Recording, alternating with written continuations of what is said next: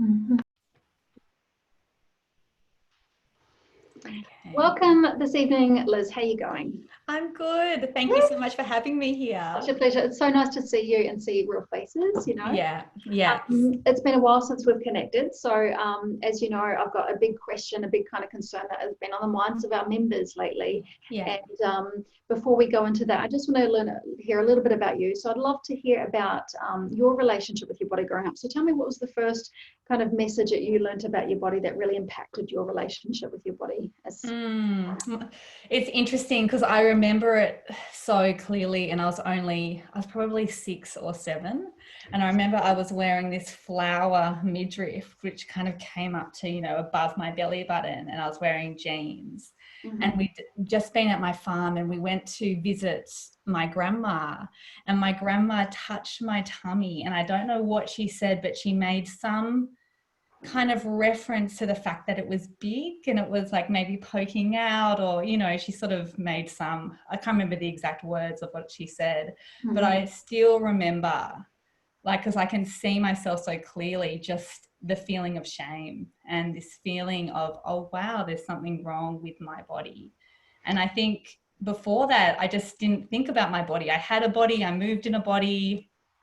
I felt good in my body. I was a kid in a midriff, like just letting my body hang out. And it was the first time I felt self-conscious and some shame and this idea that, oh, maybe my body's not okay. Yeah. It's so crazy too how, like, even hearing you say those words, it reminds me back to, like, I have a specific kind of memory as well about one specific moment and the words that I heard that really impacted me. And it's just amazing how you can, like, it feels so strong still. Like, I can really remember feeling that and how I took that all on board. Yeah, exactly. Did that then, continue on then, or? Yeah, because I think what's tricky then is, when I also had nannies who had all sorts of dysfunctional relationships with food and would comment on their own bodies. And so then you can't help but think, oh, well, if they're saying that about their body, then, they must think the same about my own. And, the tricky thing is you've then got culture who's constantly, culture's constantly perpetuating this idea of which body is right and which body's wrong. And so it just gets layered and layered. And totally. Yeah, it's like coming in all directions, and there's not really any other message which is crowding all that out, which is actually saying your body is okay as it is, and it's okay to have diversity in bodies anyway. Exactly. Yeah. Thank you for sharing that. So I'm assuming, like many of us, that that experience and then your relationship with your body growing up has influenced your work that you do now. So can you tell me about what you actually do now and how you help women heal their relationship with their bodies? Yeah, so I work both as a therapist and a coach. So part of my work is I work in my own business, just in my little place in Annandale, but I also work at the Indigo Project in Surrey Hills. And I do a combination of things. I love working with women in healing their relationship with food and their body, because that's just been it's just made such a difference in my own life. Like, the freedom and what that's given me has just been, life-changing. So I feel so inspired to pass that on. But I also love working with perfectionists and just basically connecting people back. And I think it's not just food and body. It's, often people who, I'll speak for myself and my clients. I think that people who struggle with body image and diet, they can also struggle with living by rules in other areas of their life as well. So just connecting people back to how they want to live, like what do they like, not just in food, but in their life as well. So yeah, I think I sort of do general work as well as food and body work. Amazing. And I was just going to say that I think it really can be part of the relationship with food stuff too, and body. I see definitely a common thread of people who have that perfectionist mentality. They resonate with the black or white thinking that comes up a lot when we're working with food and body stuff. So totally. A great thing by being able to offer all of that. That's so cool. Yeah, exactly. Let's move into the question. It's more of a concern. It's more of a kind of statement, I guess, that this client is sharing, but it's something that I think is really indicative of things that I hear often, and I think a lot of us would resonate with this, and certainly people who have been through their own journey have probably been through periods of this as well. So to read it out word for word, and it's body shame is off the charts. I feel like I'll never accept this body of mine.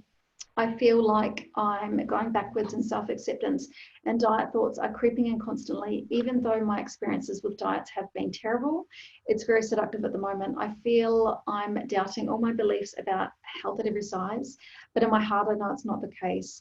But still, diet culture voice is very loud.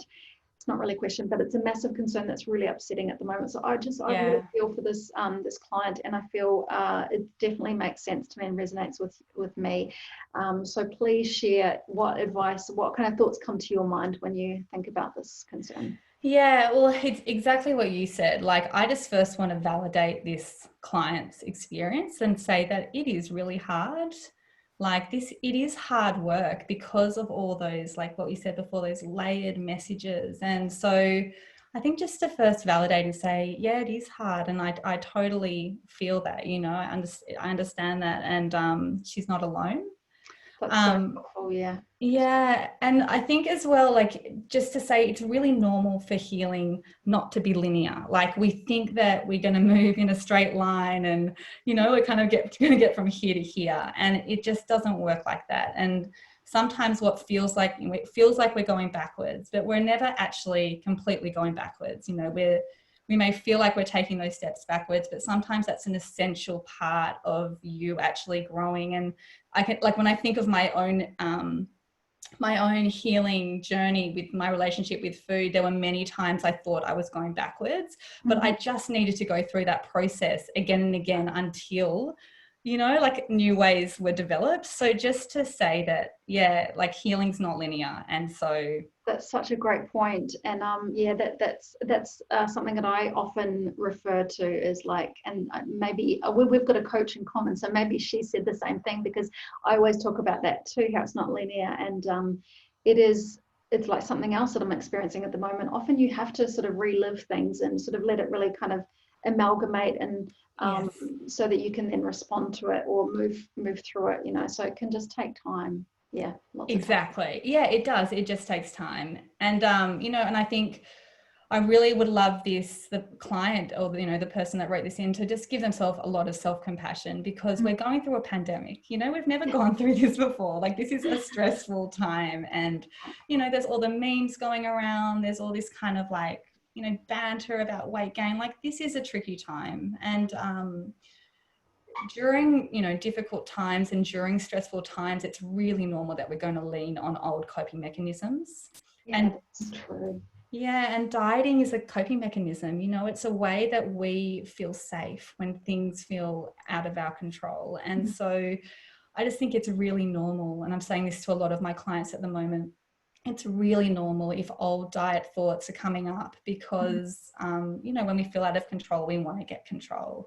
Yeah, I think it's easy to forget that too, that dieting is that is a purpose, well, that is a function of dieting that we have. It has given us that structure and that control, and we can just forget it's about that sometimes. Yeah. Yes, and it is seductive. Like, we know this. It's like, you know, like, I mean, it is a seductive route to go down, and yet she knows, and she said that in her heart she knows it doesn't work. And so I think just connecting to that, like, you know, that's the fact that in her heart and in her intuition, she really knows. And so one of the things that came to me is keep connecting to your why, keep connecting to why diets don't work, keep connecting to why you don't want to diet anymore. I know for me, I used to have the mantra, which I got from my old coach, Isabel Fox and Duke, which was every time I thought about dieting, or like, you know, a diet thought went through my head, I just say to myself, I choose liberation, I choose freedom. And so just coming back to what's important and why I'm actually leaving that behind. Oh, that's such a great, and it's a great tool. It's so good to have something really short and sweet that you can just sort of carry with you and pull it up. Yeah, exactly. Typical Isabel, she's got some great tips and things. Yeah, she does. And there was one more thing I thought of, if I have time, which is just to, like, sometimes when we talk about accepting our body, we can get confused with liking our body. And I just wanted to say that they're two different things. And you know, we can have difficult thoughts about our body and still act in a way which is in alignment with our integrity and our, you know, and in alignment with self-care. And I don't want to be conjuring up. Sometimes I get worried when I say that sometimes that can bring up the image of clean eating, and that is not what I mean at all. I just mean, like, you know, looking after yourself as you would look after a young child. Like, you'd make sure that they were fed, you'd make sure that they had enough water, you'd want them to have fun, exciting foods and pleasure. And so, you know, I think sometimes it can be helpful to think, you know, you can't stop the thoughts, but you can still act in a way, you know, you can still act in a way which is in alignment with your values, and still treat your body and yourself as someone who's worthy, and, you know, almost like you would a friend or a young child. That's a beautiful reminder. And I love that analogy about the kid too, about your child, or, you know, I always think of my nieces in that too. And it's like, you would never treat a child and force them to clean eat and force them to only eat broccoli and chicken after 6 p.m. or, you know, force them to eat at certain times of the day and restrict amounts based on calories. And yeah, all of this stuff, you know, our bodies have so much wisdom that they can guide us to what they really need. And I think, yeah, that is a big part of the true self-care. Yes, and that's what I often say to clients. Like, you know, if, you know, I think of my little girl, if she, you know, eats too many, like, I don't know, like, you know, she goes to a party and she just like feels sick because she's had so much like cake and mollies, you would never say to them like, oh, you idiot, yep, now tomorrow you're not going to eat this, and, you know, all this self-talk that goes in people, you know, inside people's heads. You'd be like, oh, you know, you'd say, and I do say, oh, love, you've got a bit of a bellyache, come over here and let me rub your tummy. You just like look after them and make them feel better in that moment. Exactly. What are you needing? You know, so just treating, I think it can be a really nice way to get us out of our own habits and think, how would I treat someone else? And, Oh, that's so helpful. Thank you, Liz. Great. So good. So summing up your top tips, can you sum them up just so that they're really at the top of people's heads? Yeah, so I said a few things. So I think the first thing is just to take the pressure off. We're in a pandemic. Old coping mechanisms are going to come up at the moment, and they're just our way of keeping ourselves safe. So just be really compassionate to yourselves at the moment. I think is tip number one. Yeah, that's great. And number two is just that, just what I spoke about just then, that, you know, we can have complicated feelings about our body, but we can still act in a way of, you know, which treats our bodies and ourselves as though we're worthy, and in a way where we look after ourselves. And so, you know, we can't control the thoughts, and that's okay. Like, let them come and choose, like, you know, what would the most loving version of myself do right now? That's such a great question. What would the most loving version of myself do right now? That's so yeah. And then number three is keep coming back to your why. You know, remember why diets don't work, why your experience was terrible, and maybe having a mantra like the one I said in my head, which was, I choose liberation, I choose self-care, or whatever it is for you. But just keep coming back to your why, because it is seductive and there's so much noise and there's a lot of fear. And so I think holding that close is... That's just fantastic. That's so helpful. I'm keeping that mantra in my mind as well. And yeah, it's a good one. Because we, you know, because it's so seductive in that, and because it's in the rest of the world, like, unless you have a home like Haven, a place like Haven where there is no diet culture, you're faced with it when you know, are out and about in the world. And so it's hard to, you know, crowd out that stuff with the non-diet approach. So just keeping that fresh in your mind is so valuable. Yeah, exactly. Cool. Oh, thank you, Liz. It's been such a pleasure to have you. And, it's been so nice. Really nice to connect with you again. It's been a while. I think we'll be seeing more of you. Like, we'll just keep in touch and everything. Can you share how we can get in touch with you and how our clients can get in touch with you if they want to follow you online or anything? Yes, so I'm on Instagram at Life Unfiltered Coaching, and I've got an email, I've got a website and an email which I should know off by heart, but on my Instagram, you can link to my website, which is lifeunfiltered.coach, and then you can just email me through that. So yeah. Lovely, beautiful. Cool. It's so nice to see you. Well. Yeah, you too. Take care. Thank you so much for all your wonderful advice and tips. And we'll look forward to keeping in touch through the studio as well. Thank you so much for having me. It's been great. Liz. Thank you.